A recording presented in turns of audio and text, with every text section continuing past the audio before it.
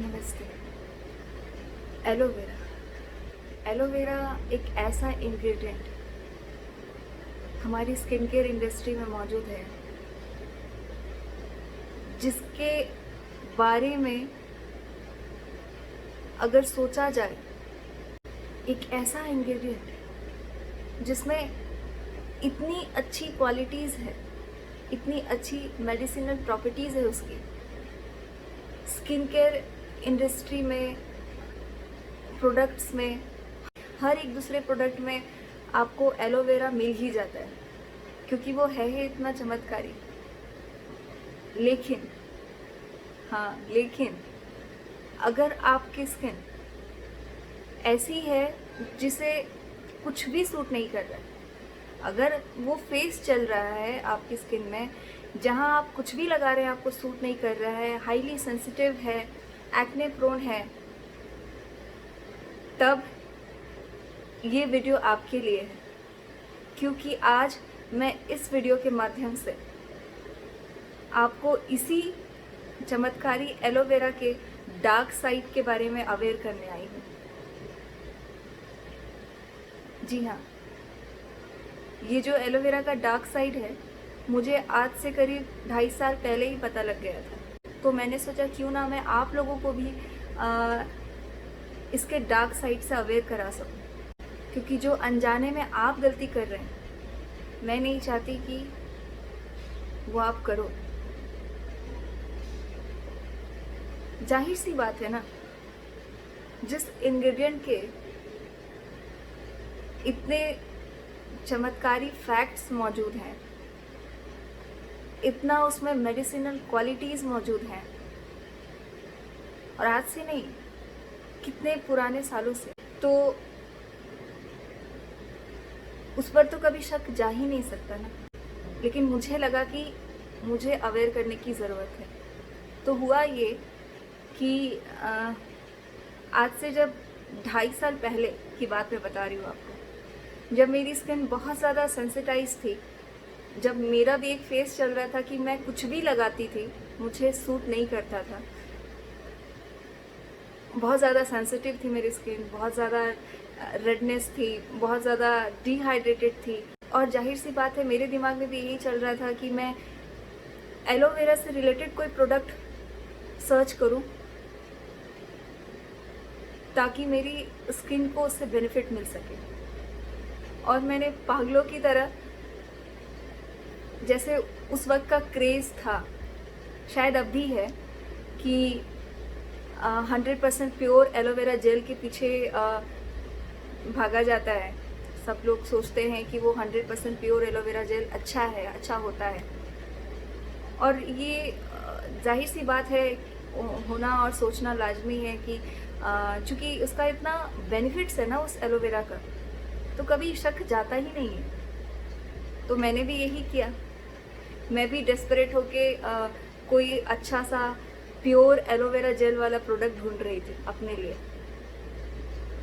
और मुझे अच्छी तरीके से याद है कि 2.5 साल पहले एक प्रोडक्ट आता था नायका पे, पता नहीं अब मिल रहा है कि नहीं, फेस शॉप का, शायद 99% या 90%, मुझे ठीक से याद नहीं है, लेकिन शायद मुझे लगता है 99% pure aloe vera gel face shop brand का, जो कि कोरियन ब्रांड है, उसका एक टब आता था ग्रीन कलर में।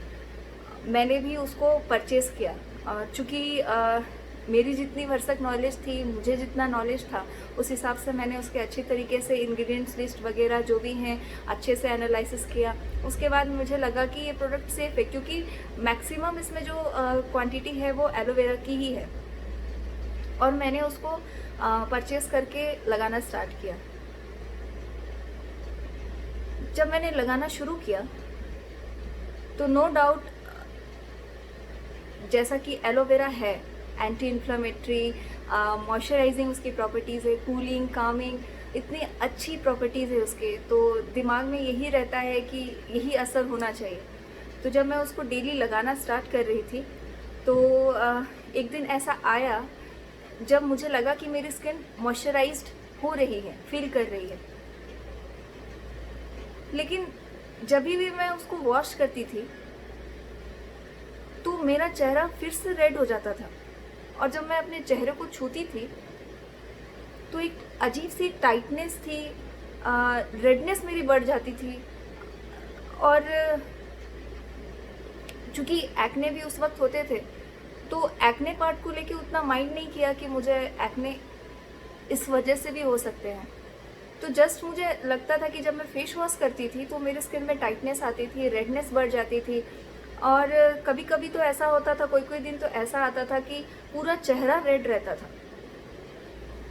तो उस प्रोडक्ट के यूज़ करने के कुछ दिन बाद जब मेरी प्रॉब्लम सॉल्व नहीं हो रही थी और थोड़ा बहुत मेरा चेहरा मॉइस्चराइज था, लेकिन साथ साथ ये रेडनेस और ये टाइटनेस जा ही नहीं रही थी, तो मेरा दिमाग थोड़ा सा फिर उस एंगल में गया। मैं सोची कि आखिर क्या बात है कि इस प्रोडक्ट में तो सिर्फ मैक्सिमम एलोवेरा ही है, और एलोवेरा तो बहुत अच्छा होता है, तो क्या हो रहा है मेरी स्किन के साथ में। तो मैंने 99% एलोवेरा जेल में शक नहीं किया, मैंने उस 1% इंग्रेडिएंट्स में शक किया, जो कि और भी अदर इंग्रेडिएंट्स थे उसमें। तो मैंने मेरा शक उस पर गया कि मे भी हो सकता है कि इस इंग्रेडिएंट में कुछ है, इन सारे इंग्रेडिएंट में से कुछ ऐसा है जो कि मेरी स्किन को हील नहीं होने दे रहा है और ज़्यादा रेडनेस कॉज कर रहा है और मेरी सेंसिटिविटी बढ़ रही है। तो मैंने यही सोच करके कि बाकी के कुछ इंग्रेडिएंट्स में ऐसा है, मैंने उस प्रोडक्ट को साइड कर दिया। उसके बाद फिर मेरे दिमाग में ये आया कि अब मैं प्योर जो प्लांट से डायरेक्टली जो एलोवेरा होता है वो मैं निकाल करके अपने स्किन में एक बार यूज़ करके देखूंगी। अब यहीं से एक टर्निंग मोड़ आता है। जब मैंने प्लांट से डायरेक्टली एलोवेरा एक्सट्रैक्ट करके उसका जो पल्प होता है वो निकाल करके अपने चेहरे पे लगाना स्टार्ट किया, तो मात्र 2 दिन में मेरी एक्ने और ज़्यादा बढ़ गई। मेरी स्किन की जो रेडनेस थी वो और बढ़ गई और पूरे चीक्स में मुझे रैशेज हो गए। अब मेरा दिमाग समझ गया था कि ये ज़रूर इस एलोवेरा में कुछ है, ये मुझे एलोवेरा प्रॉब्लम कर रहा है।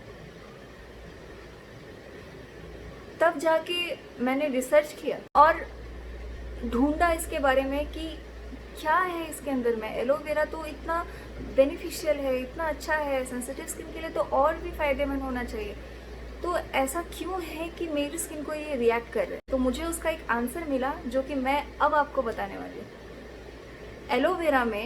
एलोवेरा प्लांट में एक लेटेक्स करके एक पॉइजन आता है। जी हाँ, येलो कलर का उसमें एक लेटेक्स करके पॉइजन भी है जो कि एलर्जी कॉज करने का एक बहुत बड़ा रीज़न हो सकता है। और जब ऐसी स्किन हो जो बहुत ज़्यादा सेंसिटाइज हो, जिसमें कुछ भी सूट ना कर रहा हो, आप सोच कर देखिए कि उसको तो बस एक एलर्जी का ट्रिगर चाहिए।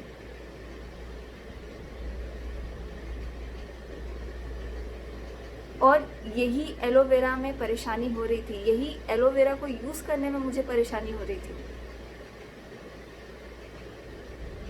और एक कारण ये भी हो सकता है कि जिस इंग्रेडिएंट में एंटी इन्फ्लामेटरी प्रॉपर्टीज़ हो ना, जो स्किन को ड्राई कर सके ना, जो स्किन को डिहाइड्रेटेड करे ना, वो कभी भी एक सेंसिटाइज स्किन के लिए अच्छा नहीं होता है। इसीलिए मैंने सोचा कि मैं आप लोगों को भी अवेयर कर पाऊँ, क्योंकि जो भी प्रोडक्ट हम लोग लगाते हैं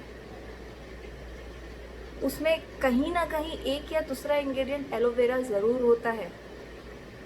तो आप सोच सकते हैं कि अगर आपकी स्किन वैसी है जिसमें कुछ भी सूट नहीं कर रहा है, तो ये एलोवेरा कितना प्रॉब्लम आपको कॉज कर रहा होगा। अब मैं आप लोगों को ये बताऊंगी कि अगर आप अनजाने में एलोवेरा वाला प्रोडक्ट यूज़ कर रहे हैं तो क्या करना है। तो सबसे पहला काम आपको ये करना है कि आप जो जो प्रोडक्ट अभी यूज़ कर रहे हैं उसका एक बार इंग्रेडिएंट्स लिस्ट एक बार जाके चेक कीजिए और देखिए कि क्या उसमें एलोवेरा एक इंग्रेडिएंट है।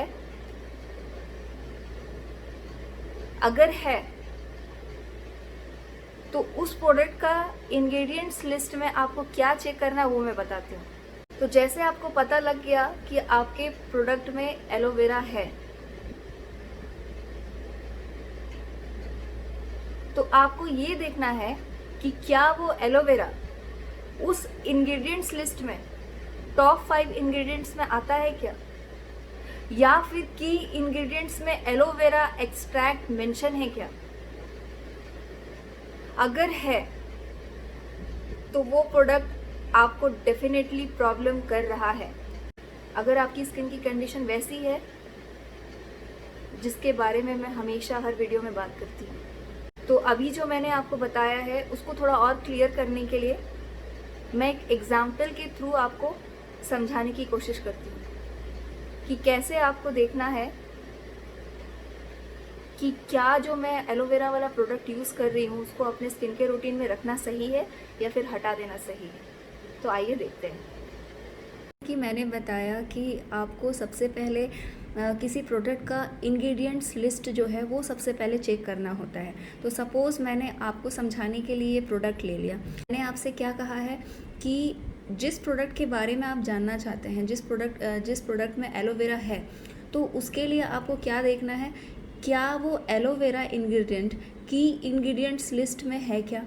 अगर वो की इंग्रेडिएंट्स लिस्ट में मेंशन है, चाहे वो कहीं भी मेंशन्ड हो, तो आपको उस प्रोडक्ट को समझ जाना है कि उसको स्किन के रूटीन में रखने से सही नहीं होगा, आपको एलर्जी कॉज करेगा वो।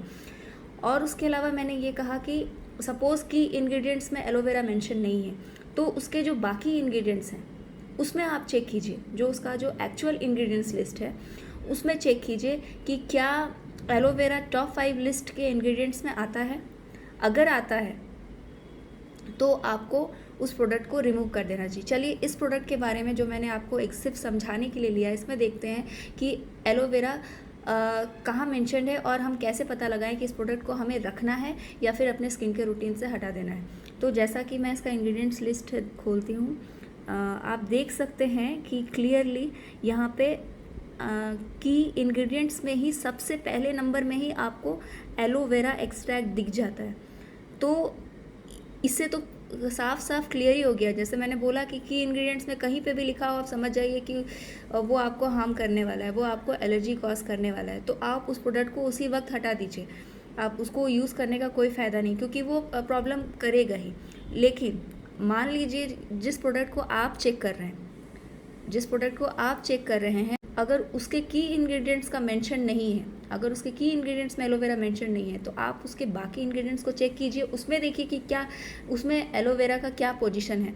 तो जैसे सपोज़ मैं आपको इसमें तो आपको मैंने पहले ही बता दिया, क्लियर कर दिया, लेकिन मान लीजिए आपके प्रोडक्ट में सपोज़ करती हूँ मैं कि एलोवेरा डी पैंथेनॉल की जगह पे है, तो ये टॉप 5 लिस्ट में आता है, ये सेकंड प्लेस में आता है। तो आपको समझ जाना है कि इस प्रोडक्ट को यूज़ करने का कोई फ़ायदा नहीं है। और सपोज़ कि इस ग्लिसरीन की जगह पे एलोवेरा मेंशन हो, तब आपको डरने की ज़रूरत नहीं है, तब आप वो प्रोडक्ट यूज़ कर सकते हैं, बहुत ज़्यादा वो आपको हार्म नहीं करने वाला है। तो इस तरीके से आप खुद भी तय कर सकते हैं, जैसा मैंने आपको समझाया, कि क्या एक एलोवेरा वाले प्रोडक्ट को आपको अपनी स्किन केयर रूटीन में रखना है या फिर उसे रिमूव कर देना है। तो आशा करती हूँ आपको मेरा वीडियो पसंद आया होगा। मैंने जिस मकसद से ये वीडियो बनाया था आपको अवेयर करने के लिए, क्योंकि मुझे पता है कि बहुत लोग ऐसी गलती कर रहे हैं अनजाने में। तो आप एक बार जैसा मैंने बताया है आपको, आप उस तरीके से अप्लाई करके देखिए। अगर आपको लगता है कि जो मैंने आपको कंडीशंस बताई हैं वो सेटिस्फाई हो रही हैं, तो आप उन सारे प्रोडक्ट को 1 महीने के लिए अपने स्किन केयर रूटीन से हटा के देखिए। अगर चेंजेस आता है तो आपको समझ जाना चाहिए कि ये हिडन इंग्रेडिएंट कि बहुत अच्छा है, बहुत बेनिफिट है उसके, प्रॉब्लम कर सकते। तो आप भी इस तरीके को अपना के देखिए, अपने स्किन के रूटीन में आजमाइए, और अगर आपको फ़ायदा होता है तो अपना फीडबैक देना ना भूलिए। तब तक के लिए मिलते हैं नेक्स्ट वीडियो में। Bye bye.